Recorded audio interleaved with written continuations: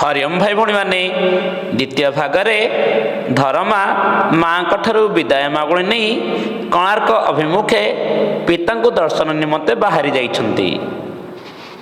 तो वर्तमान यही तृतीय दृश्य आम देखा चंद्रभागा तीर चिंता गर्भित विष्णु महाराणा एकाकी मुंडी मारी पार हेतु मंदिर सम्मुखें एपट सेपट पदचारण करदे एपट सेपटे बुलूं कहीं घर द्वार स्त्री छाड़ी आसी 12 वर्ष बीती जाइए 1200 शिल्पी को नहीं जो कार्य लगी कोणार्क मंदिर निर्माण करने संपूर्ण हो पारि नहीं तेणु हृदय व्यतिग्रस्त और विब्रत होती कहार विष्णु महाराणा। तो पाखरे ए समय एक बालक आसी पहुंची बालक को देखी विष्णु महाराणा भावांतर भांगी जाइए धर्म पाखक आसी विष्णु महाराणा परिचय जिज्ञासा कर जानवा इच्छा कर किए विष्णु महाराणा से धर्मा निकट को आसे विष्णु को धर्मा बाबा बोली संबोधन कर विष्णु महाराणा छाती कुंठेमंड होती धर्म को आलिंगन कर पकाई एवं विष्णु महाराणा मन पकाई जदि आज मो पुओटी मो सम्मुखें था तेरे यही बालकटी परी देखा जाता ठीक 12 वर्षर बालक परी ताहा विष्णु महाराणा अनुभव कर पिता और पुत्रकर मिलन घटी यही क्षेत्र में तापर समस्त वृत्तांत शुणी कहार विष्णु महाराणा दुख कहीं आज से चिंताग्रस्त कहीं 1200 बढ़ईकर मनरे हर्ष नहीं समस्ते विषाद से कथा परस्पर पिता पुत्र कथा होती जेतेबेले कथोपकथन विष्णु महाराणा चिंताग्रस्त जानी विष्णु महाराणा कही पकाई जे यही मंदिर चूड़ी बसी पारना तो यही समय धर्मा कही घन केन्द्र दधि नदी बसबार सरल रेखार क्योंठी किसी त्रुटि रही जहाँफल कि दधि नदी बसी पार ना एक किए कही धर्मा क्या विष्णु महाराणा जे हाँ देवल घन केन्द्र सहित दधि नदी गोटे सरल रेखार रहीनी बोली सी बसी पारि विष्णु महाराणा धर्मार एक कथार निजर अहम भाव को प्रकाश कर किए विष्णु महाराणा एड़ बड़ श्रेष्ठ कारीगर जे करें छोट पिलाटी एड़ बड़ कारीगर त्रुटि को देखाई दूसरी तेणु निश्चित रूपे आत्मकारिणी आँच आसी तेणु एठारे विष्णु आश्चर्य होकर निजर अहम भाव किए रे तू बोली से धर्म को कही भितर अन्य शिल्पीगण विष्णु को खोजी खोजी से विष्णु महाराणा पाखे आसी पहुंची जाती कहते राति पाइले तो मुंड काट तेणु राति बेस मौज कर खाई पी शोवा यह भावी लाभ कौन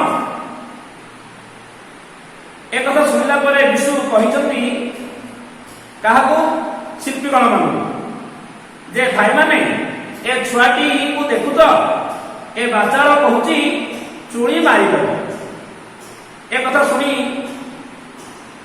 समस्त शिल्पीगण विष्णु महाराणा कहते ठीक कथा सी मारिक बोली कहूँ तेरे अनुमति दि जाऊ एक शुणिला विष्णु महाराणा कहते जदि धर्मा मुंडी मारे तेरे से मुह देखाइबे ए ସେଇଟା ବିଶୁ ମହାରାଣଙ୍କୁ ଗ୍ରାସ କରିଛି। ତ ଏତିକି ବେଳେ ଅନ୍ୟମାନେ କହିଛନ୍ତି ଏମିତି ତ ମରିବା ସେମିତି ମରିବା, ଶେଷ ଇଚ୍ଛା କରି ଦେଖାଯାଉ, ତେବେ ଧର୍ମକୁ ଅନୁମତି ଦିଆଯାଉ। ତ ଧର୍ମା ସମସ୍ତଙ୍କର ଏବଂ ପିତାଙ୍କର ଆଶୀର୍ବାଦ ଲୋଡ଼ିଛି। ଶିଳ୍ପୀ ବିଶୁ ମହାରାଣଙ୍କୁ ବାଦ ଦେଇ ଅନ୍ୟ ଶିଳ୍ପୀମାନେ ସେହି ସ୍ଥାନରୁ ଛାଡ଼ି ଚାଲି ଯାଇଛନ୍ତି। ରାତି ପାହି ଆସିଲା ବେଳକୁ କୋଣାର୍କ ମନ୍ଦିରର ଦଧିନଉତି ବସାଇବାରେ ସମର୍ଥ ହୋଇସାରିଛି ଧର୍ମା। ଆମେ ଏହି ବିଷୟବସ୍ତୁ, ଏହି ବିଷୟ ପ୍ରସଙ୍ଗ କଥା ଏହି ତୃତୀୟ ଦୃଶ୍ୟରେ ଆମେ ଆଜି ଅଧ୍ୟୟନ କରିବା। ତେଣୁ ବୁଝିପାରିଲେ ତାର ପ୍ରାସଙ୍ଗିକତା। ତେଣୁ ଚାଲ ଆରମ୍ଭ କରିବା ଆଜିର ତୃତୀୟ ଦୃଶ୍ୟର ବିଷୟବସ୍ତୁ। ଚନ୍ଦ୍ରଭାଗା ତୀର ନିକଟରେ ଚୂଳବିହୀନ କୋଣାର୍କ ମନ୍ଦିର ଦେଖାଯାଉଛି। ବିଶୁ ମହାରଣା ଏକାକୀ ପଦଚାରଣା କରୁଥିଲେ। ପରୀକ୍ଷାରେ ଆସିବ ବିଶୁ ମହାରଣା କେଉଁଠି ଏକାକୀ ପଦଚାରଣା କରୁଥିଲେ? ତମେ କଣ ଲେଖିବ? ଚୂଳବିହୀନ କୋଣାର୍କ ମନ୍ଦିର ନିକଟରେ। ବୁଝିପାରିଲ? ଆରମ୍ଭ କରିବା ବିଶୁର ସମାପ। ବିଶୁ କଣ କହୁଛନ୍ତି ଚାଲ ଶୁଣିବା। ଏ କାହାରଟି କଣ ପାଇବ? ଦୀର୍ଘ ନିଶ୍ୱାସ ଟିକେ ଛାଡ଼ି ଦେଇ କହିଛନ୍ତି, ଘର ଦ୍ୱାର ସ୍ତ୍ରୀ ପୁତ୍ର ସମସ୍ତଙ୍କୁ ଛାଡ଼ି 12 ବର୍ଷ କାଳ ଲୁହ ଲହୁ ଢାଳି ଯୋଉ କାମରେ ହାତ ଦେଇଥିଲି ତ ପୂର୍ଣ୍ଣ ହୋଇପାରିଲାନି। ଆଜି ଏହି ଚୂଳବିହୀନ ମନ୍ଦିର ଯେମିତି ଭାସ୍କର କୁଳର ମୌଡ଼ମଣି ବିଶୁ ମହାରଣାଙ୍କୁ ଉପହାସ କରି କହୁଛି, ବିଶୁ ତୁ ହାରି ଯାଇଛୁ। ସମୁଦ୍ର ଭିତରେ ପଥର ଖଞ୍ଜି ଯୋଉ ବିରାଟ ଦେଉଳ ଛିଡ଼ା କରିଛୁ ତାର ଦଧିନଉତି ନାହିଁ। କିଏ କିଏ ସେଠି? ବାଳକୁ ଦେଖି, କିଏ ରେ ପିଲା, ତୁ ବି କଣ ବିଶୁ ମହାରଣାଙ୍କୁ ଥଟ୍ଟା କରିବାକୁ ଆସିଛୁ? ଜାଣିପାରିଲ? ଏମିତି ମନର ଅନେକ ଭାବନା ସୃଷ୍ଟି ହୋଇଥିଲା ବିଶୁ ମହାରଣାଙ୍କର ହୃଦୟରେ। ଯେହେତୁ ଘର ଦ୍ୱାର ପିଲା ଛୁଆକୁ ଛାଡ଼ି ଆସିଯାଇଛନ୍ତି, 1200 ବର୍ଷ ଇତିମଧ୍ୟରେ ବିତି ଯାଇଛି। ତେଣୁ ଘର କଥା ଚିନ୍ତା କରିଛନ୍ତି ବିଶୁ ମହାରଣା।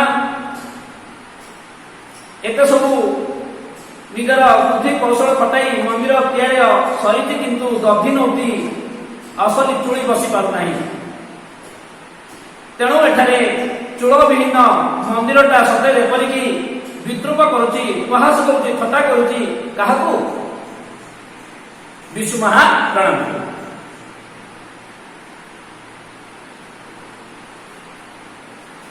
ଧର୍ମା କହୁଛନ୍ତି, ନା ବାବା, ବାବା, ଆହା କି କହଳ, କି ମଧୁରତର ଡାକ, ଡାକ ବାପ, ଆଉ ଥରେ ମତେ ସେଇ ବାବା ବୋଲି ଡାକ। ବାବା। ବିଶୁ ଯେ ଠିକ ୟାର ବୟସର ୟାର ହୋଇଥିବ ଏକାନ୍ତରେ ମନ ପକାଉଛନ୍ତି। ଏ କଥାଟି ବିଶୁ ମହାରଣା ଏକାନ୍ତରେ ଭାବୁଛନ୍ତି ପିଲାଟି ଦେଖିଲା ପରେ। ଆହା ଖାଲି ସ୍ୱପ୍ନ, ହୁଏତ ଦୁଃସ୍ୱପ୍ନ, ଏଭଳି ଏକାନ୍ତରେ ମନ ମଧ୍ୟରେ ଭାବିଛନ୍ତି ଏବଂ ଏବେ ପ୍ରକାଶରେ କରି କହିଛନ୍ତି ଧର୍ମା ସହିତ, ଏଠି ତୋର କି କାମ? ଧର୍ମା କହିଛନ୍ତି, ନା ବାବା, ଏଇ ଦେଉଳକୁ ଦେଖୁଥିଲି, ସାରା ଦିନ ଖାଲି ଦେଉଳ ଆଡେ ଚାହିଁ ରହିଛି। ବିଶୁ କଣ କହିଲୁ? ସାରା ଦିନ? ଧର୍ମା, ହଁ ବାବା, କି ସୁନ୍ଦର କାରୁକାର୍ଯ୍ୟ, ନିହାଳ ମୁନରେ ଓଡ଼ିଆ କାରିଗର ଯେମିତି ପଥର ଦେହରେ ଜୀବନ ଦେଇଛି, ମୁଁ ଆଖି ଫେରେଇ ପାରୁନି। ଏ କଥା କାହାର? ଧର୍ମାର। ହେଲେ ଯାହାର ମୁଣ୍ଡ ନାହିଁ ତା ପିଣ୍ଡରେ ଜୀବନ କୁଆଡୁ ଆସିବ? ଏ କଥା ଧର୍ମାର ଉତ୍ତରରେ ବିଶୁ ପ୍ରକାଶ କରିଛନ୍ତି। ଏ ପରୀକ୍ଷାରେ ଆସିବ। ହେଲେ ଯାହାର ମୁଣ୍ଡ ନାହିଁ ତା ପିଣ୍ଡରେ ଜୀବନ କୁଆଡୁ ଆସିବ? ଏହା କାହାର ଶ୍ରାପ? ବିଶୁ ମହାରଣାଙ୍କର। ହଁ, ବିଶୁ କହୁଛନ୍ତି, ବିଶୁଙ୍କର ଏଭଳି କଥା ଶୁଣି ଧର୍ମା କଣ କହିଲେ? କୁହ ତ ବାବା, ଦଧିନଉତି ବସି ପାରୁନି କାହିଁକି? ଏଭଳି ପ୍ରଶ୍ନ କରିଛନ୍ତି ଧର୍ମା ବିଶୁଙ୍କୁ। ସେ କଥା ଯଦି ମୁଁ କହିପାରନ୍ତି ତାହେଲେ ଭାବନା ଆଉ କଣ ଥିଲା? ସତେ ଯେ, ହେଲେ ମୁଁ ଭାବୁଛି। ଧର୍ମା ଏଭଳି ଭାବରେ ଭାବନା କରି ସେଇ ମନ୍ଦିରର ଟିକିନିକିକୁ ଦେଖି ପ୍ରକାଶ କରୁଛି। କାହାକୁ? ବିଶୁ ମହାରଣାଙ୍କୁ। ଯେତେବେଳେ ଧର୍ମା ଭାବୁଛନ୍ତି, ସେଇ କଣ ଭାବୁଛି से प्रश्न पचारि विशु महाराणा। धर्मा एक कथा जो भावी विशु महाराणा से भावना को देखी छोट 12 वर्षर छुआ को पचार आरंभ करवा। तो धर्मर ए भावना को देखी विशु कौन कहते ए तू भावुचु कौन भावुचु एड़े बकटे पिला तू फेर धर्म कहते पिला है ओडिया कारीगर पिला मु ओडिया कारीगर पिला बोली धर्मा से प्रश्न उत्तर देइछन्ति विशु महाराणा। विशु धर्म को भल भाव कहते सते अच्छा तू कौन भावुचु शुणे मु भावुची देउळर घन केन्द्र सहित दधिनौती गोटे सरल रेखार रही पारुनी कोठी किछि गोटाए दोष रही जाइछि। आश्चर्य किए तू पुणी विशु महाराणा विचार रे त्रुटि बाहर करूछु तोर एड़े श्रद्धा श्रद्धा कहले असम्मान गर्व। धर्म क्षमा कर बाबा कारीगर पिला तो बेले बेले पथिपत्र देखे असंभव तू गोटाए मायावी मते आघात देवाक आसीचु ए कथा विशु महाराणा कहिचंती निजर हृदयर मन भीतर जो गर्व टिक थिला से गर्वर ए भाषा बाहरी जे असंभव तू गोटाए मायावी मते आघात देवाक आसीचु। ये मते परीक्षा आसीबो एहा काहार उक्ति विशु महाराणा। तो धर्मा की कथा शुणी कौन कहते मते आदेश दियो बाबा थरे चेष्टा कर देखे ना बाबा बाबा डाकी तू मते छड़ीबा को आसीचु तते टिके स्नेह करनी बोली तू भूल धरिबु मार विशु महाराणा भूल मनीषर भूल हे बाबा। धर्मा ए कथा कहते तुम पाद धरुची मते खाली थरे सुजोग दियो ना केबे नुहे कदापि नुहे एभली विशु महाराणा प्रकाश करते धर्मा को। ए समय समस्त शिल्पीगण विशु महाराणा खोजी खोजी आसी प्रवेश करछन्ती विशु निकट में। तो प्रथम शिल्पी वर्तमान तुम टिके मन दे देखिब बा मन दे सुनिब केउ शिल्पी कौन कहिछन्ती परीक्षा आसीब प्रथम शिल्पी द्वितीय शिल्पी तृतीय शिल्पी के कौन कहिछन्ती ताको तमे टिके खाली टिके सुनि देले जणा पड़ जिवो। तो प्रथम शिल्पी कौन कहते अरे विशु भाई तू आसी एठी आउ भाबिले कौन हेबो आम सांगरे आज रातिटा समस्ते एकाठी सांग होई खाई पी खुशी रे कटाइबा राति पाहिले तो मुंड काट राजा घोषणा कर दी 1200 बीतीगलानी केते वर्ष बीतीगला 1200 वर्ष 12 वर्षर राजस्व मुझे सरीगलानी किंतु एई 1200 कारीगर से कार्यटी करिपारो नाहंती। तेणु प्रथम शिल्पी कहते कौन कहले प्रथम शिल्पी परीक्षा आसब प्रथम शिल्पीर उक्ति कौन बा एई उक्ति कहार आज रातिटा समस्ते एकाठी सांग होई खाई पी खुशी रे कटाइबा राति पाहिले तो मुंड काट राति पाहिले कहार मुंड काट हबो 1200 कारीगर जदि राति पाइबा पूर्व एई सूर्य मंदिर जदि दधिनौती बसी न पारुची असली चुणी मरी न पारुची तबे ए 1200 कारीगर मुंड काट हबो। तो ए कथा प्रथम शिल्पी विशु महाराणा को कहिछन्ती। तो द्वितीय शिल्पी कौन कहते चलो सुनिबा।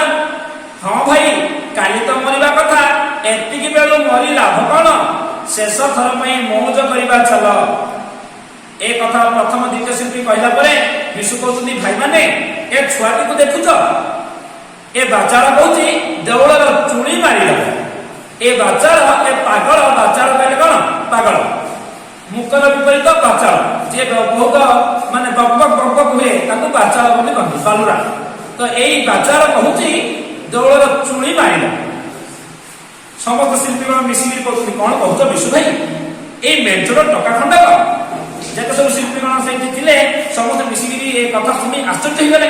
कारण कहीं आश्चर्य होगले कारण बुद्धि कौशल फेल मारी तेणु छोट पिला जिते कहूँ तो समस्ते आश्चर्य होगी पचार ए मेजर टका खंडक एभली काम करदेव बोली कहूँ एक कथा शुणी धर्म कहते आपण मैंने आज्ञा देले मु थरे चेष्टा करी। द्वितीय शिल्पी कहते थरे कहीं बाप ए राति का सारा जेते थर पारू चेष्टा कर। यही उक्ति कहार परीक्षा आसो। द्वितीय शिल्पी थरे कहीं बाप ए राति का सारा जेते थर पारू चेष्टा कर। प्रथम शिल्पी कहते विशु भाई कौन कहूँ कह। तो विशु कहते मु खाली भावुची ए सामान्य बालक जदि चूल मारी दिए ताहले आमे आ काहा मुह देखाइबा आम मानव हक कौन रहिब। ये की कथा कहतो बाबा धर्मा कहि ओडिया कारीगर मान रखिबा को मु कोन करि आसी मु शपथ करि आसी आपण मानक जीवन रक्षा हेबा संगे संगे देवल भी मुंडी मारी जीव महाराजा खुशी हेबे।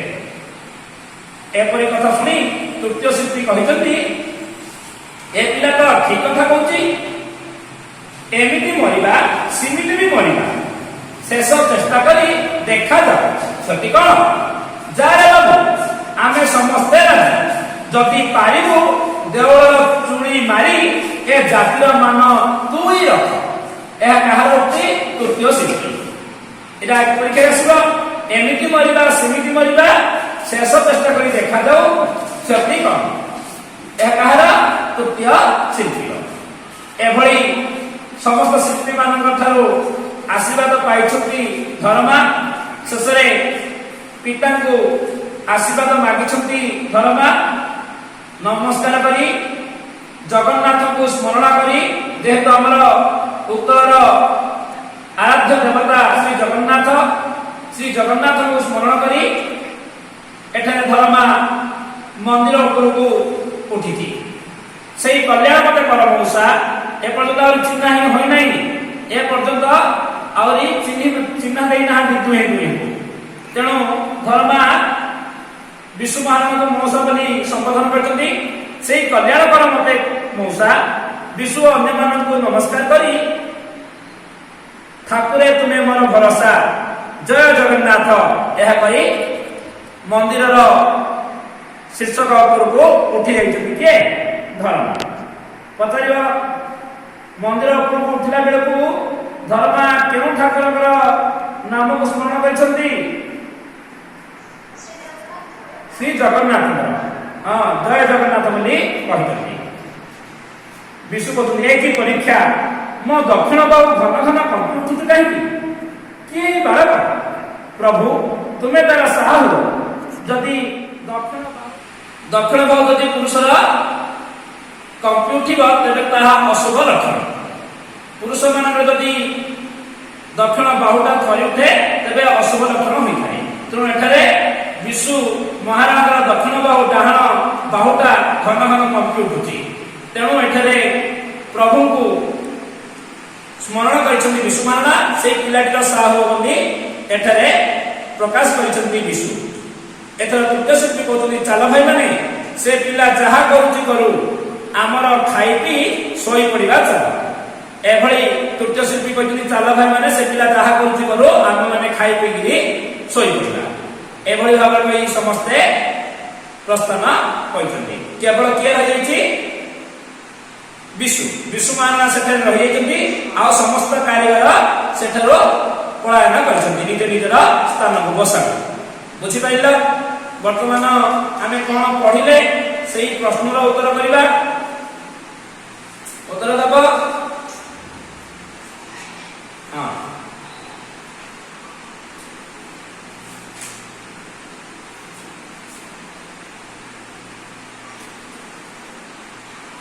मंदिर सब काम शेष हवा पर कौन बस ना दधि मंदिर मूल द्वारे केउठी कौन दोष अच्छी बोली किए कहला धर्मा कहते विष्णु महाराज केते वर्ष धरी घर छाड़ी 12 वर्ष होला आगंतुक फेरीगला बेले धर्मरा मां को कौन कही आगंतुक जब फेरीगले धर्मरा मां कौन कही कूलर भल कारीगर को पठेगा कौन कही हाँ निज जातिर कुलर भल कारीगर को पठेगा पाई चोल विहीन मंदिर क्या उपहास करुला